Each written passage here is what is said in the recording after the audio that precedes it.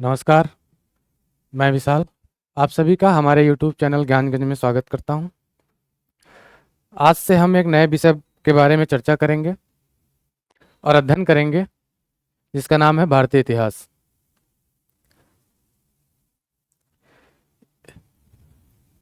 भारतीय इतिहास पढ़ने से पहले कुछ बातों को ध्यान में रख लेते हैं। कुछ शब्दावलियां हैं, कुछ परिभाषाएं हैं जिनको जानना बेहद ज़रूरी है।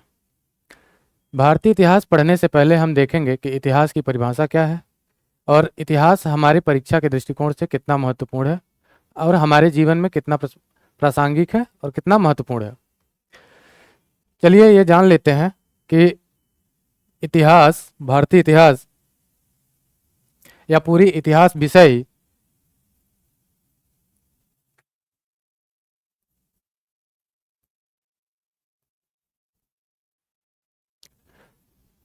परीक्षा के दृष्टिकोण से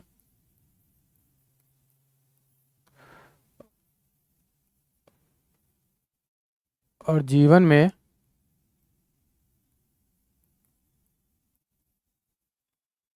इसकी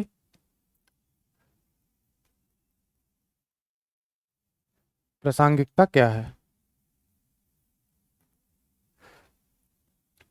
च- छोटे से बड़े एग्जाम, चाहे वो स्टेट लेवल के हों, चाहे वो यूपीएससी का हो, चाहे एसएससी सीजीएल हो, एसएससी सीएचएसएल हो, रेलवे हो, बैंक हो, इन सभी परीक्षाओं में या ये भी कह लें कि जहाँ जहाँ जीएस पेपर है, जीएस पेपर का मतलब है कि जनरल स्टडीज का पेपर है,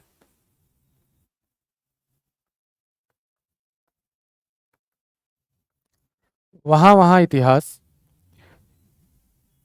एक अहम रोल निभाता है आपके सिलेक्शन में। 20 से 25% योगदान ये देता है।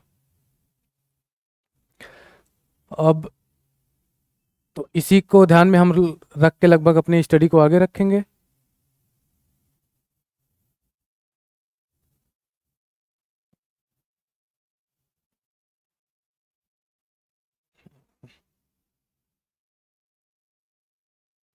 अब ये देख लेते हैं कि जीवन में इसकी क्या प्रासंगिकता है या फिर क्या महत्व है।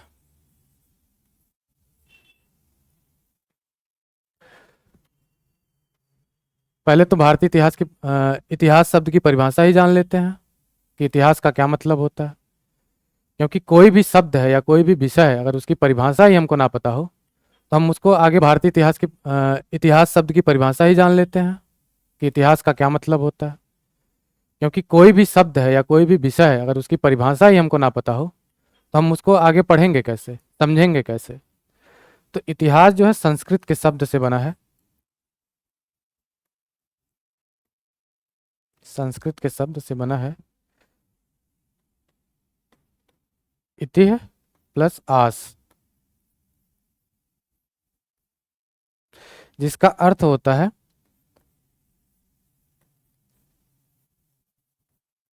ऐसा ही था या फिर बीते हुए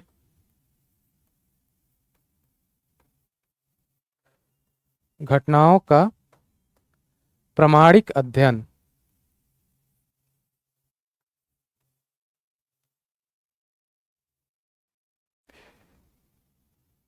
ये इसकी परिभाषा है। ठीक है। अब देखेंगे कि इतिहास शब्द का प्रयोग सर्वप्रथम किसने किया, इतिहास को क्रम में लिखा किसने। जैसे पॉलिटी, राज व्यवस्था के जनक अरस्तु माने जाते हैं, उसी तरह इतिहास के भी को लिखने के क्रम में या व्यवस्थित तरीके से पहली बार हमारे सामने या समाज के सामने किसने प्रस्तुत किया, तो उनका जो नाम है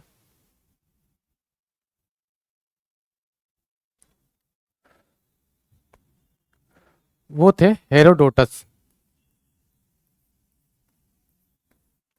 हेरोडोटस, इन्होंने पहली बार इतिहास को व्यवस्थित तरीके से लिखना शुरू किया, समझाना शुरू किया और समाज के परिदृश्य में लाया।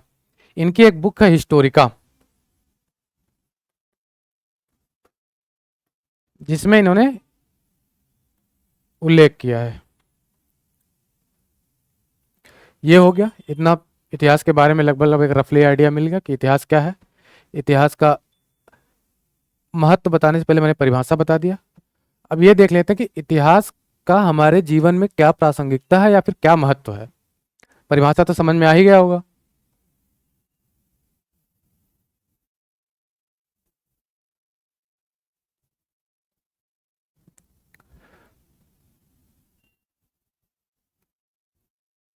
महत्व, जैसे भूगोल को पढ़ते हैं तो हम लोग भारतीय परिदृश्य को जानेंगे या विश्व के मैप को जानेंगे, भूगोल के बारे में जाने विश्व के। राज व्यवस्था पढ़ने से पहले हमको कुछ नहीं पता, तो राज व्यवस्था पढ़ने के बाद हमको लगता है कि हम हाँ कुछ भारतीय शासन व्यवस्था के बारे में थोड़ा बहुत जान गए हैं या जानने की प्रक्रिया में है। उसी तरह इतिहास के समझने में, इतिहास को पढ़ने के बाद क्या महत्व होता है इसका हमारे जीवन में, या कैसे ये हमारे भविष्य में एक महान या कह सकते हैं अच्छे रोल में भूमिका अदा करता है। जितने भी वर्तमान की घटनाएं हैं, चाहे वो सामाजिक हो,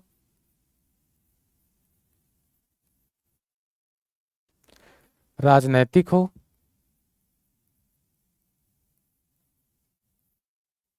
या फिर आर्थिक हो,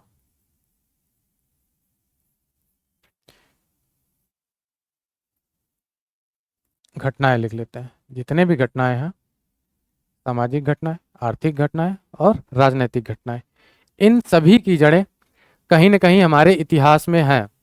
बस उसको सही से क्रम में पढ़ने से हम देख पाएंगे। जैसे सामाजिक परिदृश्यों में बात करें तो जाति व्यवस्था की, महिलाओं के खिलाफ भेदभाव, अछूत, छुआछूत, इन सभी की जड़ें हमारे इतिहास में आपको देखने को मिलेंगी या समझने को मिलेंगी। इतिहास पढ़ने के बाद कैसे इन चीज़ों का उद्भव हुआ, कैसे इन घटनाओं का उद्भव हुआ, इसके बारे में हम समझ जाएंगे।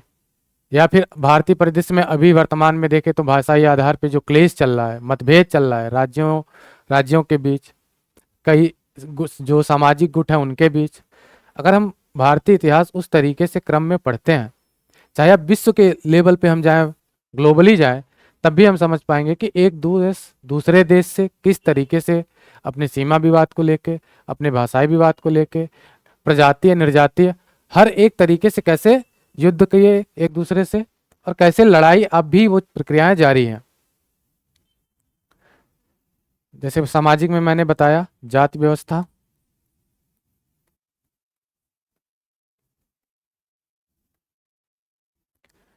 महिलाओं के खिलाफ भेदभाव,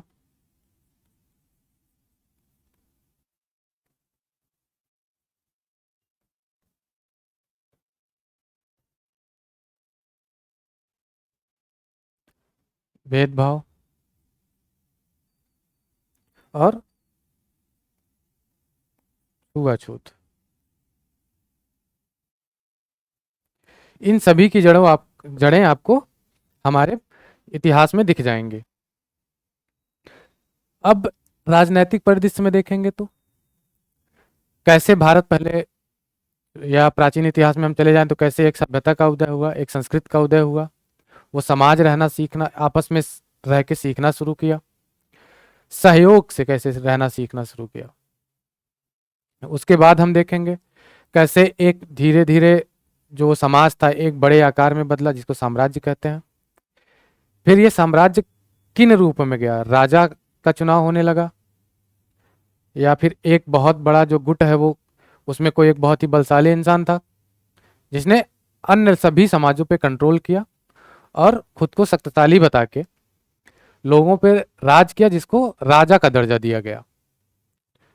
और फिर कैसे ये राजा अपने मंत्रियों के चयन करता था, समाज का एक राजतंत्र का निर्माण किया। फिर जब समाज और विकास किया तो देखेंगे कैसे लोकतंत्र आया। लोकतंत्र में भी दो तरीके के लोकतंत्र, एक जनमत के आधार पर लोकतंत्र और एक चुनाव के आधार पर लोकतंत्र। ये समाज इतिहास के क्रम में कैसे आगे बढ़ता चला गया, और जो समाज इन क्रमों को नहीं फॉलो कर पाया वो कैसे धीरे धीरे पिछड़ता चला गया, और आज भी वो कहीं ना कहीं वो समाज निरंकुश समाज की ओर अग्रसर है। और जो जो समाज इतिहास से सीख अपनी गलतियों से सीखता गया वो प्रोग्रेसिव, जैसे अमेरिका या वेस्टर्न कंट्रियां कह सकते हैं, जैसे इंग्लैंड, फ्रांस, जर्मनी, ये सब अपनी गलतियों से सीखते गए और अपने आप को सामाजिक रूप से, आर्थिक रूप से और राजनैतिक रूप से इतना सुदृढ़ कर लिए हैं कि अभी भी वो अपने प्रोग्रेसिव स्टेट पे हैं। तो राजनैतिक में जान लेते हैं कि कैसे पहले राजतंत्र आया या फिर एक राज का निर्माण हुआ, फिर ये राज का निर्माण एक राजतंत्र में बदल गया, फिर राजतंत्र से लोकतंत्र की तरफ समाज आया,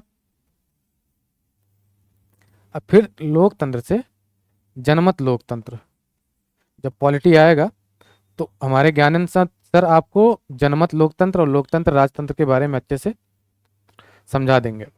अभी बस हम जान लेते हैं कि कैसे समाज का उद्भव, इतिहास में क्या क्या चीजें रही। उसके बाद आर्थिक देख लेते हैं कि आर्थिक महत्व हमारे जीवन में क्या है। जैसे इतिहास में देख लेते हैं कि कुछ क्रमों में, सभ्यताओं में, सिंधु घाटी सभ्यता की बात कर लेते हैं, या सिंधु घाटी सभ्यता से पहले ताम्रपाषाणिक सभ्यता, या उससे पहले जाएंगे तो अभी हम क्लियर कर देंगे पूरा पाषाण काल में। तो समाज आर्थिक रूप से कैसे सशक्त हुआ ये इतिहास बताता गया, और कैसे अपनी कुछ आर्थिक गतिविधियों से सीखता गया, कुछ घटनाओं से। और आज का जो समाज है इतना डिजिटल हो गया है, नोटों का चलन, सिक्कों से नोटों का चलन, ये सब चीजें हम इतिहास हमें बताएगा और हम सीखेंगे। आर्थिक में अगर हम देखें तो सबसे पहले इंसान शिकारी के रूप में था, फिर उसके बाद पशुपालक आया।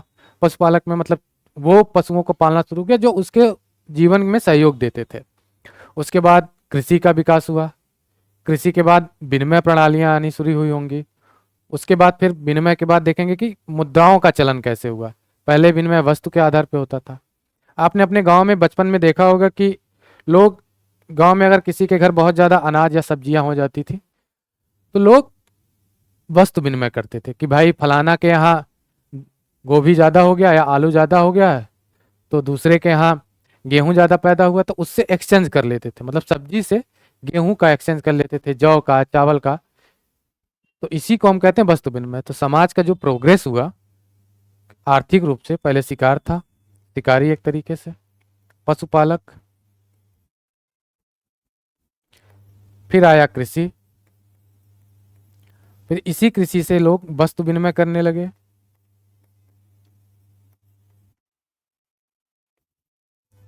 वस्तु विनिमय के बाद लोग मुद्रा विनिमय पे आए।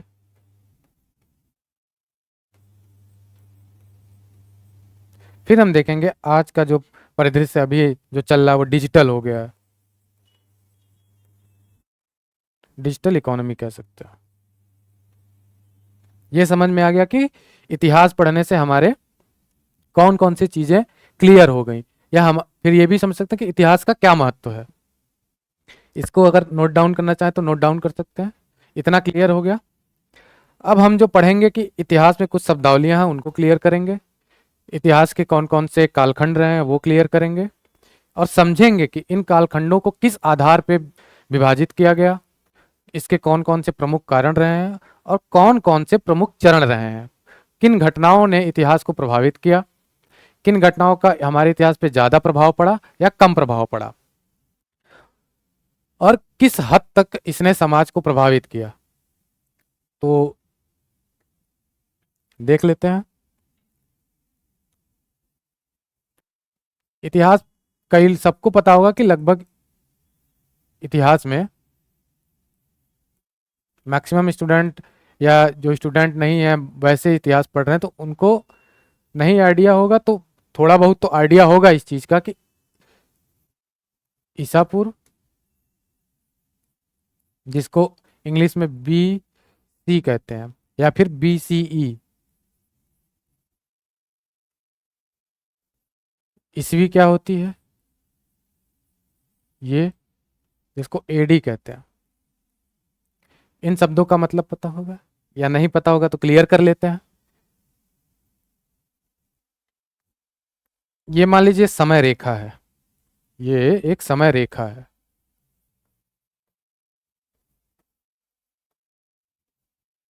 समय रेखा है मान लीजिए। और आज का समय हम लिख लेते हैं 2025 चल रहा है। तो 2025 क्या चल रहा है, ईसवी या ऐसा ईसा पूर्व?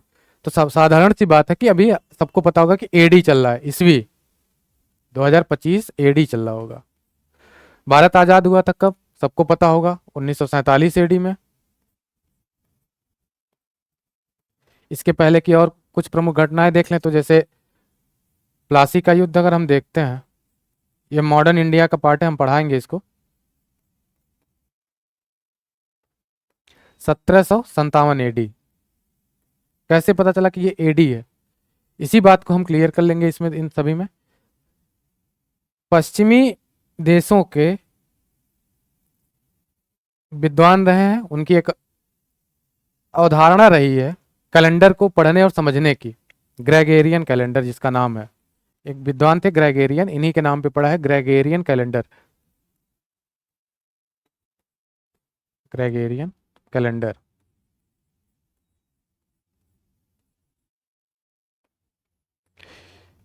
इन्होंने बताया कि ईसा मसीह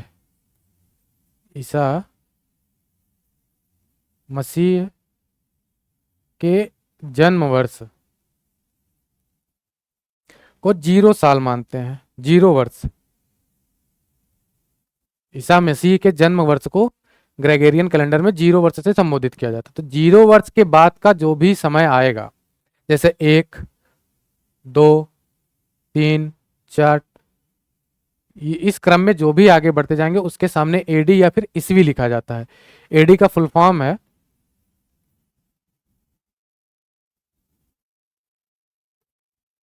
एनो डोमिनी।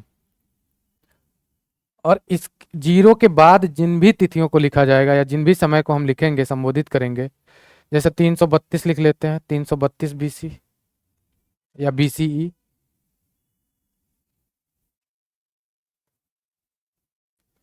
563 लिख लेते हैं बीसी, या फिर हम 2500 मान लेते हैं बीसी। तो 0 वर्ष के पूर्व की जो भी समय होगी, वो सभी के आगे हम संबोधित करेंगे ईसा पूर्व या फिर बीसी। बीसी का फुल फॉर्म होता है बिफोर क्राइस्ट, बिफोर क्राइस्ट, या फिर बेसिक कॉमन इरा। बिफोर क्राइस्ट क्यों कहते हैं, क्योंकि ईसा के जन्म से पहले। इतनी बातें क्लियर हो गई, ये शब्दावली एकदम अच्छे से याद करना है, समझना है इसको। 563 बीसी है, मान लीजिए बुद्ध का ये जन्म काल है, तो ये घटना कितने साल पहले घटी, ये कोई बता पाएगा है? कि आज के समय के कितने वर्ष पूर्व 563 बीसी में बुद्ध का जन्म हुआ? तो इसको समझने के लिए देखेंगे कि 2000 साल 2025 आज चल रहा है नॉर्मली, 0 तक, 0 यहां से यहां तक कितना साल हो गया, 2025 साल। उसके बाद हम पीछे काउंट करते चले जाएंगे, 563 इसमें हम जोड़ लेंगे, 563 जोड़ लेंगे, कितना हो गया, 8, 8, 5, तो निकल के आएगा 2588 साल पहले की घटना है, जब बुद्ध ने जन्म लिया था। ठीक, इतना समझ में आ गया कि पीछे की अगर कोई तिथि देती है तो कैसे निकालेंगे या कैसे समझेंगे। चलते हैं। अब इतना समझने के बाद हम इतिहास का कालखंड देखेंगे, कौन कौन से कालखंड थे, किस आधार पर इसका कालखंड किया गया है या विभाजन किया गया है, किसने विभाजन किया है, और कुछ प्रमुख फैक्टों को हम यही तथ्यों को लिखते हुए चलेंगे अपने परीक्षा के दृष्टिकोण से, और कुछ कॉन्सेप्ट जो है वो क्लियर करते हुए चलेंगे, हम आगे बढ़ेंगे।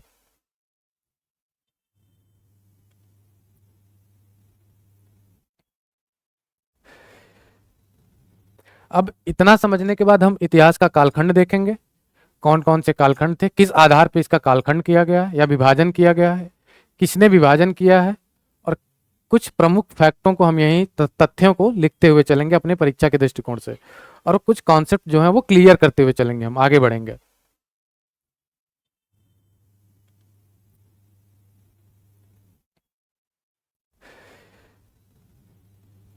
अब देख लेते हैं इतिहास का विभाजन। इतिहास का विभाजन।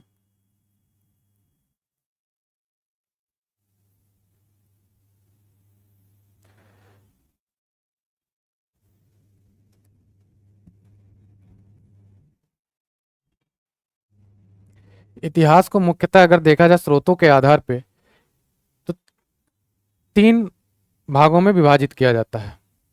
सबसे पहला आपका आता है प्रागैतिहासिक। प्रागैतिहासिक काल।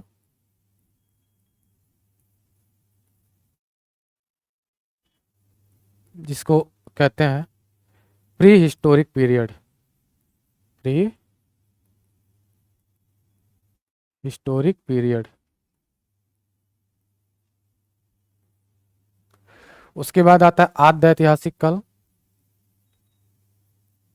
आद्य ऐतिहासिक काल,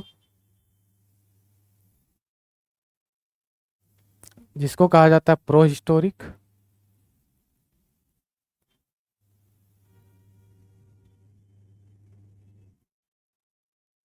प्रो हिस्टोरिक पीरियड। उसके बाद आपका आ जाता है ऐतिहासिक पीरियड। ऐतिहासिक काल, जिसको कहते हैं हिस्टोरिक।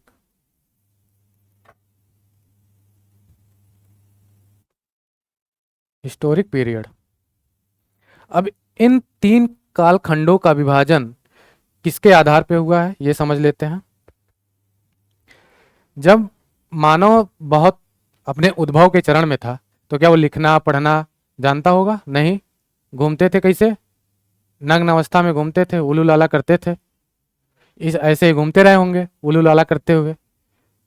तो इस समय क्या मानव लिखना जानता होगा, पढ़ना जानता होगा? नहीं जानता होगा। समझिए एक बच्चा जन्म लेता है, अगर उसको ऐसे ही नॉर्मली किसी भी इन्वायरमेंट या पर्यावरण में हम छोड़ देते हैं जहाँ कोई इंसान पढ़ना लिखना नहीं जानता, क्या पढ़ना लिखना जान जाएगा? कभी नहीं जानेगा। एक बच्चे के जन्म लेने के बाद उसके माता पिता पिता जो है उसको प्री स्कूलिंग करवाते हैं, एलकेजी यूकेजी भेजते हैं, तब वो पढ़ना लिखना जानता है, या अपने घर के इन्वायरमेंट में वो रहता है तो पढ़ना लिखना जानता है। इसी तरह मानव जब अपने उद्भव के चरण में था, तो क्या पढ़ना लिखना जानता होगा? नहीं जानता था। तो इसी आधार पे इन तीनों कालखंडों का विभाजन किया गया है। सबसे पहला समझते हैं प्रागैतिहासिक काल कहते किसको। तो प्रागैतिहासिक कालों में जहां लिखित साक्ष्यों का अवेलेबल ना होना ही, इस काल में लिखित साक्ष्यों की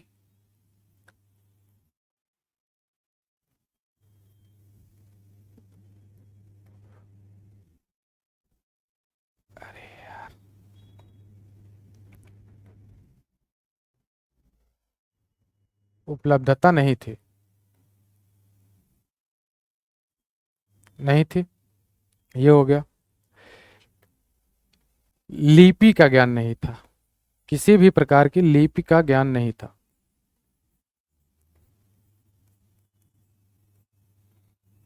मतलब लेखन भी नहीं आती। अगर लिपि ही नहीं आ रही तो लेखन कहां से आएगा? लिपि का ज्ञान नहीं था, लेखन का ज्ञान नहीं था। ये हो गया आपका प्रागैतिहासिक काल, बेसिक्स। इतने इतना समझ लीजिए काफी है। प्री हिस्टोरिक पीरियड में क्या क्या है? लिखित साक्ष्यों की उपलब्धता नहीं थी, लेखन का ज्ञान या लीप का ज्ञान नहीं था। उसके बाद आपका था आद्य ऐतिहासिक काल, pro historic period. Pro historic period, इसमें क्या होगा? लिखित साक्ष्यों की उपलब्धता होने के साथ, लिखित साक्ष्यों की जानकारी या उपलब्धता होगी, लेकिन इसको पढ़ा नहीं गया है। लेकिन पढ़ा नहीं जा सका। ठीक, लेकिन इसको पढ़ा नहीं जा सका। जैसे एग्जाम्पल के तौर पे ले लें तो भारत में एक स्थान है भीमबेटका की गुफाएं, वहां से चित्रकला के रूप में चीजें मिली हैं। मतलब लिखित साक्ष्य हैं, चित्रात्मक हैं, जिनको अभी तक पढ़ा नहीं गया है। इसमें से कई लोग जो पढ़े होंगे सिंधु घाटी सभ्यता के बारे में, उसमें ही चित्रात्मक भावात्मक के जो वहाँ की चित्रकला है वो भावात्मक के रूप में है। मतलब अपने एक्सप्रेशंस को उस समय के लोगों ने, एक बच्चा जो मान लीजिए, एक बच्चा जो है दीवार पे घोंचता क्या, अपनी भावना को उस पे घोंचता है, समझता है। उसी तरीके से इसमें चित्रात्मक चीजें, चित्रात्मक शैली में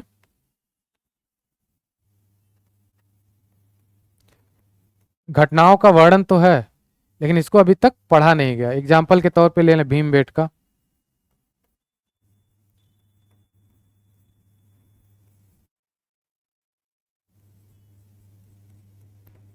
ठीक, इसी में सिंधु घाटी सभ्यता का भी एग्जाम्पल दे सकते हैं। ये हो गया इतना आपका। अब आते हैं हम ऐतिहासिक काल पे। ऐतिहासिक काल में जो इसकी विशेषता है वो लिखित साक्ष्यों की उपलब्धता के साथ साथ लिखित साक्ष्यों की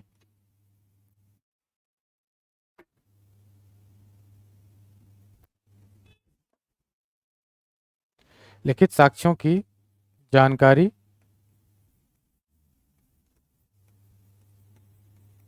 के साथ साथ पढ़ा भी गया है, पढ़ा भी जा सकता है। इसको हम कहते हैं ऐतिहासिक काल। एग्जाम्पल के तौर पे देखें तो अशोक के शिलालेख, अशोक के शिलालेख इसके सबसे बड़े एग्जाम्पल हैं। ऋग्वेद की जो पांडुलिपियां हैं या ताम्रलिपियां कह सकते हैं ऋग्वेद की, ऋग्वैदिक काल भी कह सकते हैं या ऋग्वेद की मान लेते हैं।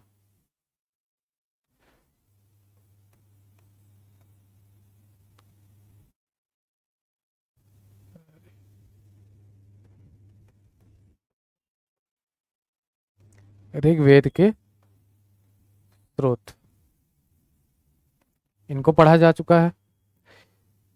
अब हम इसको लिखने के बाद या इसको इतना तो समझ में आ गया कि क्या है, कैसे है, किन कालखंडों में इतिहास का विभाजन है, प्रागैतिहासिक काल, आद्य ऐतिहासिक काल, ऐतिहासिक काल, किसको क्या कहते हैं, किन आधारों पे भी इनका विभाजन हुआ, कि लिखित साक्ष्यों की उपलब्धता या जानकारी होने पे ऐतिहासिक है, लिखित साक्ष्यों की उपलब्धता जानकारी होगी लेकिन पढ़ा नहीं जा सका, आद्य ऐतिहासिक है, प्रागैतिहासिक वो है जिनमें लिखित साक्ष्यों की उपलब्धता ही नहीं है, लिपि का ज्ञान ही नहीं है, लेखन शैली ही नहीं है, इसको हम क्या कह देंगे, प्रागैतिहासिक काल। ये तो हो गया हमारे लिखित साक्ष्यों के आधार पे नॉर्मल सी जानकारी।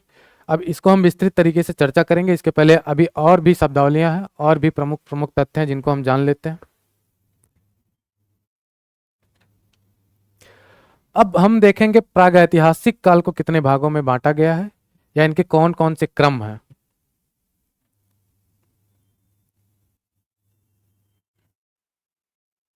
आते हैं समझते हैं प्रागैतिहासिक काल को।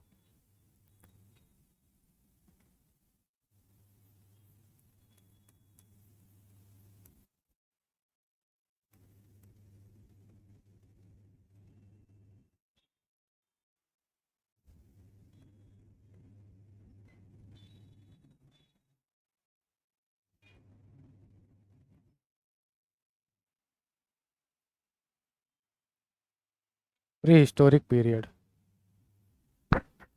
इस जो प्री हिस्टोरिक काल है, प्री हिस्टोरिक पीरियड, इस शब्द का सबसे पहले यूज किसने किया था ये जान लेते हैं। ये नॉर्मल एसएससी या फिर वनडे एग्जाम में कभी कभी पूछ लेता है। इनका नाम था डेनियल विल्सन, डेनियल विल्सन। इन्होंने प्रागैतिहासिक काल शब्द का, प्री हिस्टोरिक पीरियड एक पूरा वर्ड है, इसका प्रयोग इन्होंने सबसे पहले डेनियल विल्सन ने किया था। उसके बाद एक और नाम आता है इसमें थॉमसन का, थॉमसन, इन्होंने ही, थॉमसन ने ही प्री हिस्टोरिक पीरियड को 3 भागों में विभाजित किया। थॉमसन ने प्री हिस्टोरिक पीरियड को 3 भागों में विभाजित किया। सबसे पहला पीरियड आता है पूरा पाषाण काल, उसके बाद आता है मध्य पाषाण काल, फिर आता है नव पाषाण काल। यह थॉमसन की थ्योरी है कि प्राग ऐतिहासिक काल को 3 भागों में बांटा गया। पहला है जैसे कि बोला पूरा पाषाण काल, दूसरा है मध्य पाषाण काल और तीसरा है नव पाषाण काल। अब पूरा पाषाण काल को समझेंगे, उसके बाद हम फिर मध्य पाषाण काल को समझेंगे।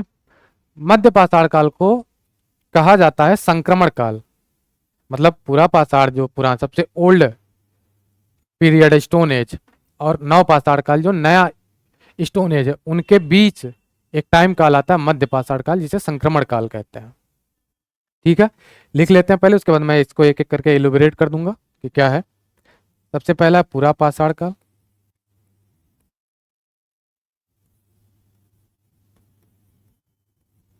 फिर है मध्य पाषाण काल,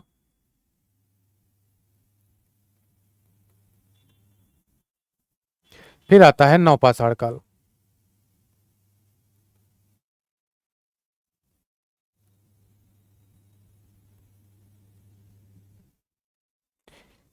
अगर विश्व के आधार पर इनकी तिथियों का उल्लेख किया जाए तो पूरा पाषाण काल को जो वर्ष के आधार है, अगर हम पहले बता दिए कि भूतपूर्व सॉरी ईसा पूर्व चीजें क्या है, तो पूरा पाषाण काल को 25 लाख से 25 लाख बीसी से 10,000 बीसी माना जाता है।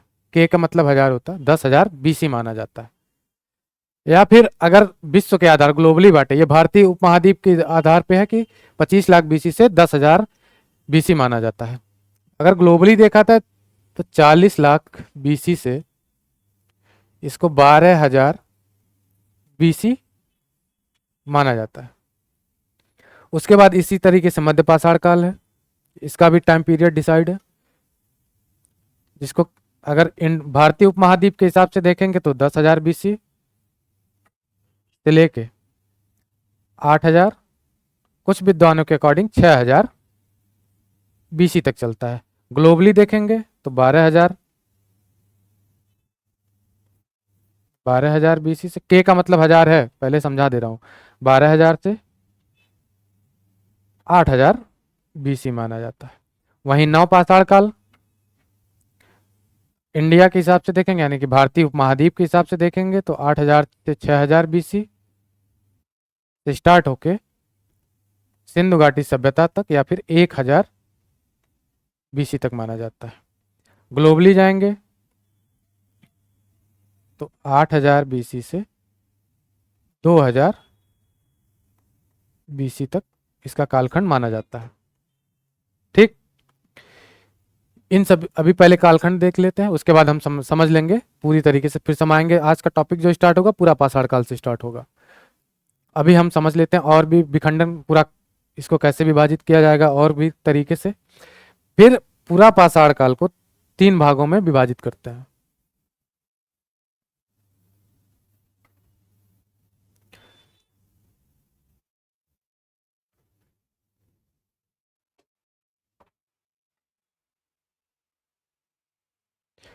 हाँ, इसका जो बंटवारा हुआ था प्रागैतिहासिक काल का, ये स्रोत के आधार पे हुआ था। अब यहाँ पे कौन से स्रोत थे? वो थे पत्थर, पत्थर के औजारों के आधार पे। ये सब बातों को मैं क्लियर करूंगा आने वाली क्लासों में पूरी तरीके से। जब पाषाण काल को हम पढ़ेंगे, पाषाण का मतलब ही होता है, सबसे पहले आप लोग अगर ध्यान दिए होंगे शब्दों के पे, तो पाषाण का मतलब ही होता है पत्थर। तो वह युग जहां से मानव ने पत्थर का उपयोग करना शुरू किया या पत्थर के औजारों का उपयोग करना शुरू किया, उसी को हम कहते हैं पाषाण युग या स्टोन एज। समझ में आया? अब देख लेते हैं प्रागैतिहासिक की तरह ऐतिहासिक काल, आद्य ऐतिहासिक काल, सॉरी, आद्य ऐतिहासिक काल को कितने भागों में बांटा गया, ये सारी बातों को क्लियर कर लेते हैं।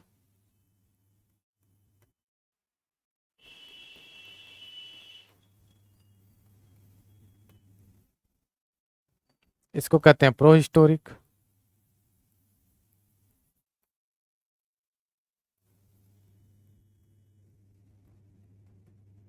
Pro historic period. इसमें परिभाषा में मैंने क्या बताया था कि जहां लिखित साक्ष्यों की उपलब्धता हो लेकिन उनको अभी पढ़ा नहीं गया हो। ठीक है, इसकी बेसिक परिभाषा ये है। तो अगर इसके आद्य ऐतिहासिक काल के शुरुआती चरण में देखेंगे तो हम चित्रात्मक शैली का प्रयोग किया गया था, जिनको अभी तक पढ़ा नहीं गया है लेखन में। और अब जब इसके अंतिम चरण में जाएंगे तो कुछ कालखंड आएंगे जहां से लोगों धीरे धीरे लोग पढ़ना सीख गए हैं, लेकिन फिर भी उसको हम आद्य ऐतिहासिक में ही रखेंगे क्योंकि पूर्णतः लोग नहीं जान पाए हैं लिखना या फिर पढ़ना। तो इसमें सबसे पहला टाइम पीरियड जो आता है वो होता है सिंधु घाटी सभ्यता।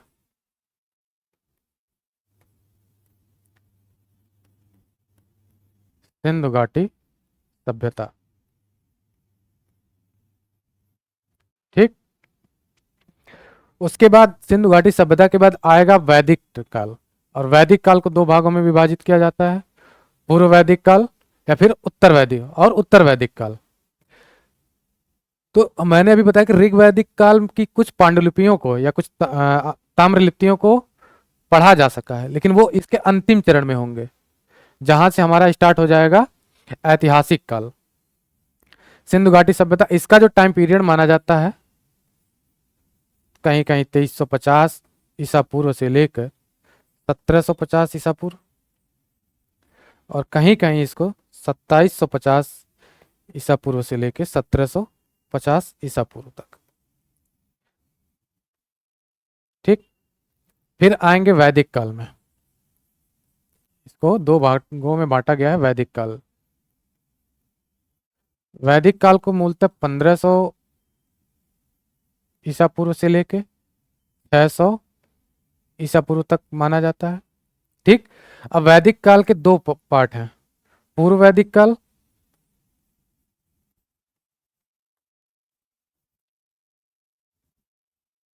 या फिर इसके बाद आता है उत्तर वैदिक काल।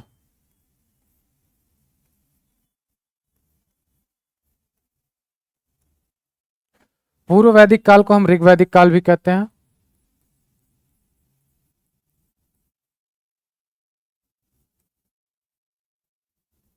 इसका टाइम पीरियड होता है 1500 बीसी से 900 बीसी, और इसका जो टाइम पीरियड होता है वो 900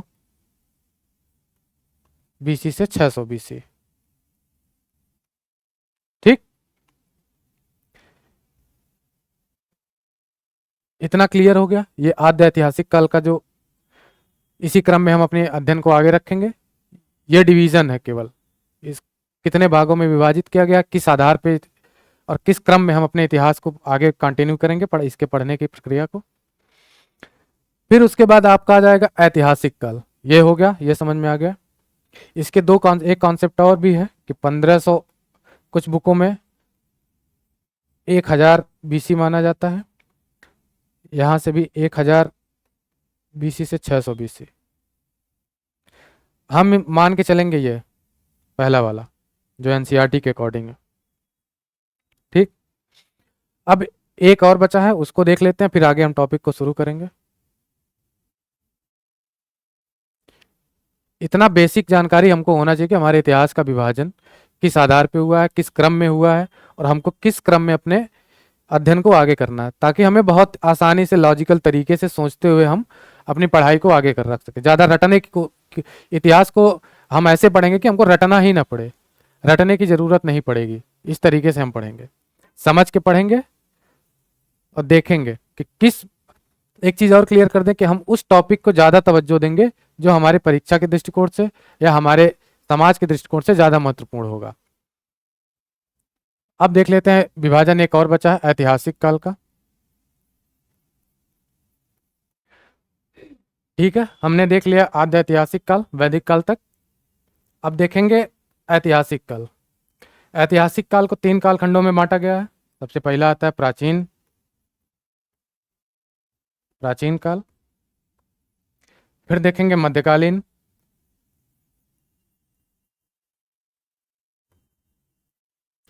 फिर आएंगे आधुनिक।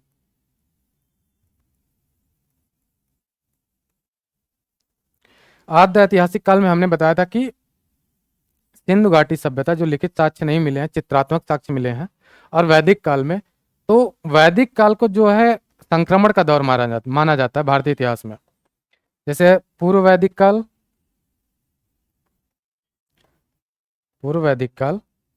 और उत्तर वैदिक काल, ये भारतीय प्राचीन इतिहास में संक्रमण के काल माने जाते हैं।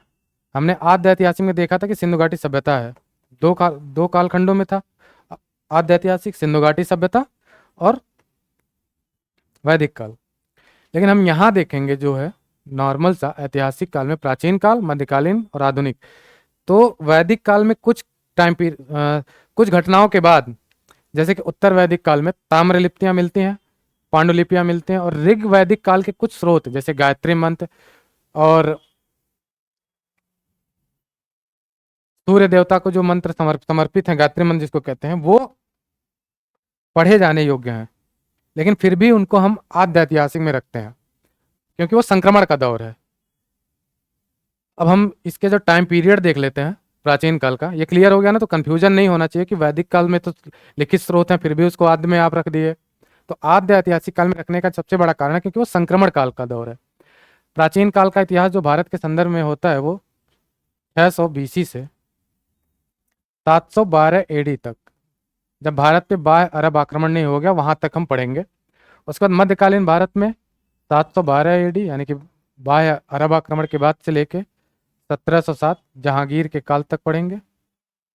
और आधुनिक भारत के इतिहास में हम देखेंगे 1707 AD से 1947 AD भारत के आज़ादी तक, या अभी तक। अभी तक का मतलब जब मैं यहाँ लिख रहा था या इसको लिख रहा था तब भी वो हमारे भारतीय इतिहास यानी कि इतिहास में गणना की जाएगी। तो अभी तक जो टाइम पीरियड है वो हम यहाँ इस आधुनिक भारत में पढ़ेंगे।